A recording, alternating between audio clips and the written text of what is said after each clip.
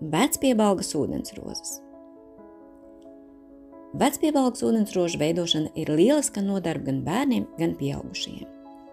Tā ir lieliska krāsu mācība un meditācija. Tie ir pirmie soļi aušanas tehnikas apguvēji. To izveidēji nepieciešamie materiāli ir kartons 15x15 cm, zīmulis, šķēres, plasmasas adata un dažādu krāsu dzijas. Uz kartona uzzīmē zieda formu ar nepāra skaitli ziedlapu. Formu uzmanīgi izgriež.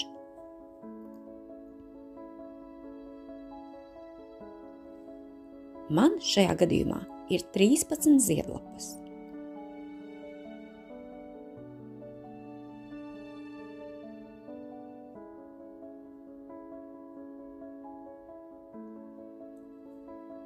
Zieda formas vidū ar adatu izdur caurumu. Tad ņem pagaru diedziņu un ar to sāk vīt vienā virzienā starp pretējām ziedlapām. Piemēram, no 1. uz 7., no 2. uz 8., no 3. uz 9., no 4. uz 10. Tā turpina, līdz diedziņš ir apvīts starp visām ziedlapām.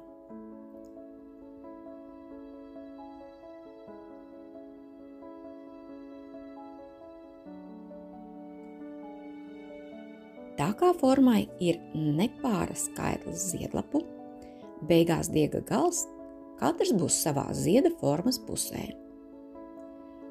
To galiņu, kas ir formas augšpusē, skaisti apņemot pārējos diedziņus, ar adatas palīdzību iever formas apakšpusē. Diedziņus sasien un apgriež.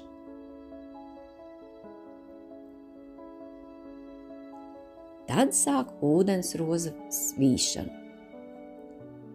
Ņem citas krāsas diedziņu, dubultīgu pavadienu un iever adatā.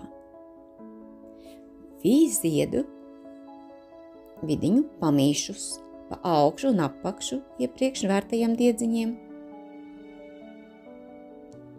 un krāsainā diega galiņu mazliet atstājot tā novārtus.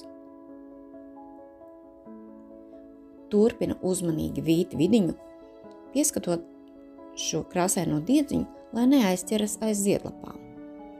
Kad zieda vidiņš ir izvīts vairākus aplīšus, tad sākuma diega galiņu nogriež.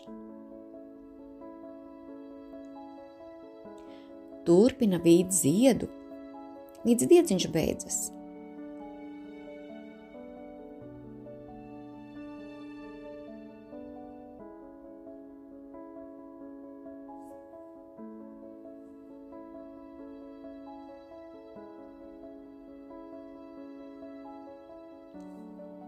Drīz vien ir laiks pievienot jau nākošās krāsas diedziņu. To atkal paņem dubultīgu pavadienu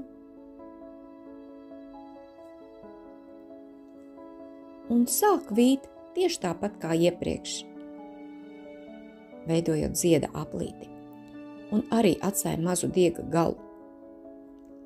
Pēc pāris novītiem apļiem diega galiņus nogriež.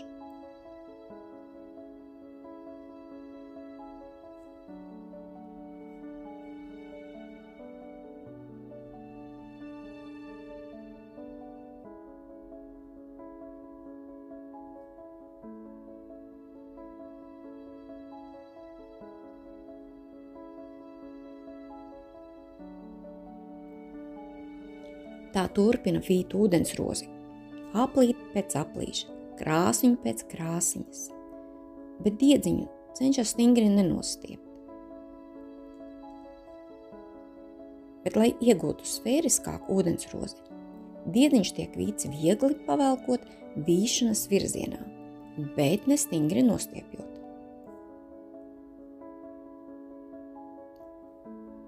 Ūdensrozes pabeigšana. Diega galiņu ievelk ievītajā rozītē. Un diega galiņu nogriež.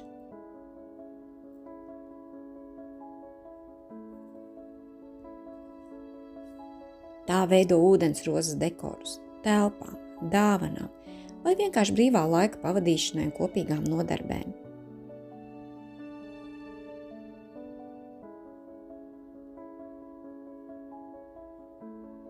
Šī ir skaista mācība, skaista meditācija, skaista nodarbe kopā ar bērniņiem. Bet katram meistaram savi niķi, katram meistaram savi stiķi.